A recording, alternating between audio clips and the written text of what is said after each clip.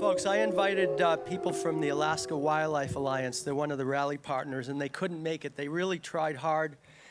You know, Alaska's far away from the lower 48. I didn't want to leave them out. There's terrible things that goes on up there, and we can't leave Alaska out.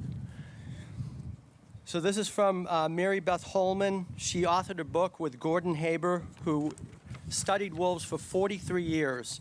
And before I forget to give the book credit, because I'm going to read a little bit from it that should take about 5 minutes. The name of the book is Among Wolves. It's Gordon Haber's Insights into Alaska's Most Misunderstood Animal by Gordon Haber and Mary Beth Holman.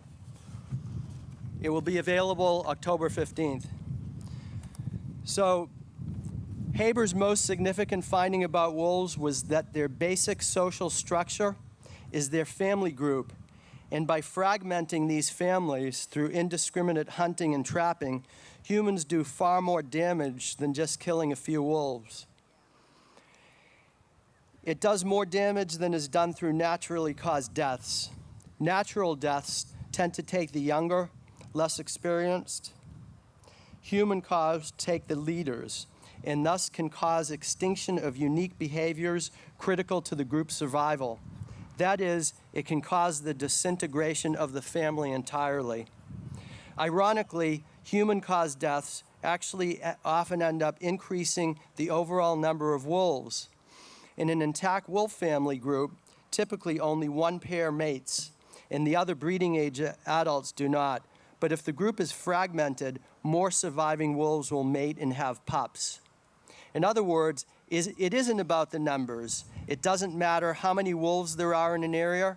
What matters for the social and ecological integrity of this species is the social structure of the family groups. Haber observed unique hunting techniques disappear when the wolf family was killed. Techniques never again duplicated by other wolves. And again, he studied them for 43 years. He observed cooperative pup raising, including yearling wolves, helping pups cross a river for the first time. He noted that wolves' family bonds rival our own. Example, because of limited food supplies, the Swift Northeast family lost all but one pup, and that pup was so small that it wasn't expected to survive.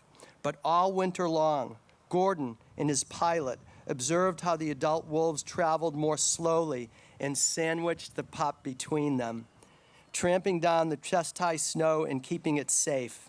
It survived and grew to be as big as the rest. How's that for family values? Another example, when a toklat, alpha female, was snared just outside the park, the alpha male, her mate, stayed nearby her for 2 weeks. She was in the snare for 2 weeks. She suffered in that snare. After her body was carted away by the trapper, her mate kept returning to the site of her death, howling and wandering. He was finally shot and killed by a trophy hunter very near the site of her death. Haber documented other examples of mourning mates staying nearby and even burying their dead and laying on top of the gravesite. Said Troy Dunn, Haber's longtime pilot, individuals matter. Killing off an alpha wolf is like going into somebody's house, taking their mother or father out and dragging them away. If people treated their families as well as wolves treat their families, it'd be a much better world.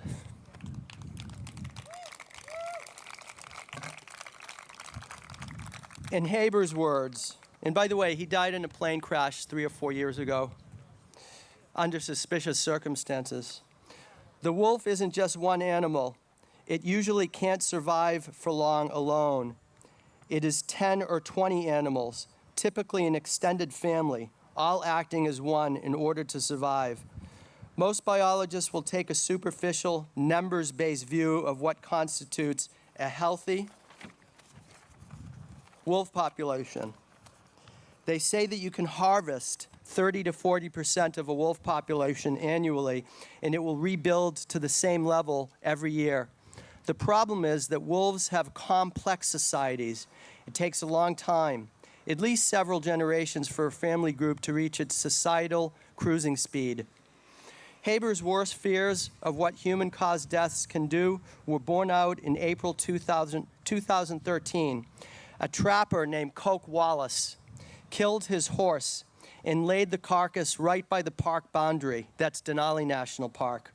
That's where the Toklat wolf pack lived, surrounding it with snares. He snared and killed the alpha female of the Toklat West, the most viewed wolf family group in the park. With this pregnant female's death, the entire family group disintegrated just from the female being taken. There were no pups to serve as the group's social glue that summer. There was no alpha female, and so many members dispersed and disappeared. The family group shrunk from 15 to only 5 wolves. Now, I want to mention something that I know because I'm a little bit familiar with this situation. Alaska has a board of game. There's 5 members on that board. They were all a bunch of jerks. And they got to take away a buffer zone that had existed around Denali National Park. If that buffer had been in place, that jerk wouldn't have been allowed to put a dead horse just outside the border of the park, specifically to get that female to come out of the park. When the Board of Game took comments, there were something like 600 or 800 people that said not only keep the buffer zone, but expand it. But this undemocratic board did the opposite. They took away the buffer zone completely, even though they had about a dozen people that said do away with it. There were 600, 700 people that said expand the zone. That's not democracy. You know, we talk about biology, but it's also ethics is involved here. Gordon said, "We are unknowingly destroying the very treasure in which we thrive and in fact depend. A sameness results with a numbing of the spirit, and we gradually lose our ability to marvel. The battle to protect wolves or a wild caribou herd, alligators or whales, or another tract of wilderness isn't a plot to lock wilderness and wildlife away. Lock it away. This battle really represents an attempt to ensure that we do not neglect some of our most basic non-material needs. It is nothing less than a matter of helping ourselves toward full achievement of the human promise." Thank you, Gordon.